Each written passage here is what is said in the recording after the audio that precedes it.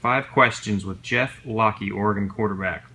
First question, who has impressed you most in winter conditioning and why? That's a tough question. I don't want to throw anyone too many people under the bus, but I'll say, the biggest thing I've kind of enjoyed is we've had a lot of young receivers and definitely, some veterans too, but I'd say Jaylen Brown has been doing a really good job. He's been here, he was here last winter, and I think everyone when they first get here, if you have to ask Alex, it's definitely in transition. So I think, he's really, felt comfortable, healthy, going. He knows what he's doing. So I've definitely, been pretty impressed with Jaylen's effort. Okay.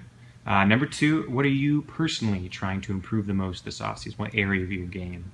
Yeah, I think, the biggest area I'm trying to improve, I would say, X's and O's wise, is knowing every single person's position all the way down to your left guard. I think that's probably my biggest role. Is it's not good enough to just know what I'm doing. I got to know what my tackle's doing, what my center's doing. So I think I want to know every single thing, my offense is doing down to the wire. Yeah. And then from a physical standpoint, it's a different game out there when you're taking hits every single day rather than a couple snaps here, a couple snaps there. I mean, I've taken 3 or 4 hits since I was 18 years old. So I think definitely getting my body into a state where it can, take the grind of the season. Sure.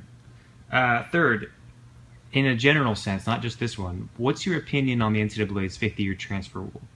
Do you think players should be able to, once they've graduated, go anywhere and play freely? Yeah, it's kind of an interesting thing because every single rule has its purpose and every single rule, I guess, has its issues. So, I think it's just another one of those probably 100 NCAA rules that we could all sit here and debate for hours. But I think it's good. It allows people, to get an opportunity somewhere that, because the NCAA, not allowing a transfer when you're in your first 4 years, but hey, if I work hard and I can graduate, I have an opportunity to kind of, play somewhere else. So I think it definitely provides a good opportunity for student athletes.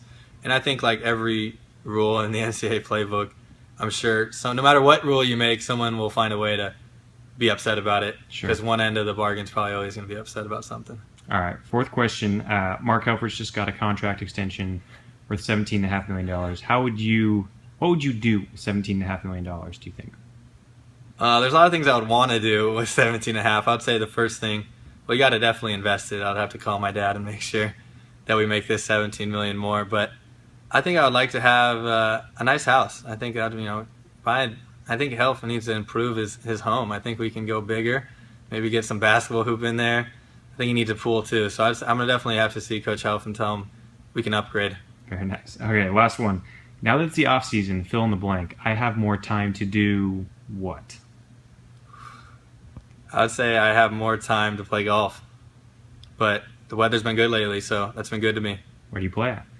I'll go anywhere. I don't have a home course, whether it be, Laurelwood. Maybe I want to get a quick 9 at Oakway, work on the short game, or maybe I'm feeling pretty good, go out to Springfield Country Club. So, gotta stay at the public course. They don't let us little, kids into the ECC, but, I'm down to play anywhere as long as the weather's good.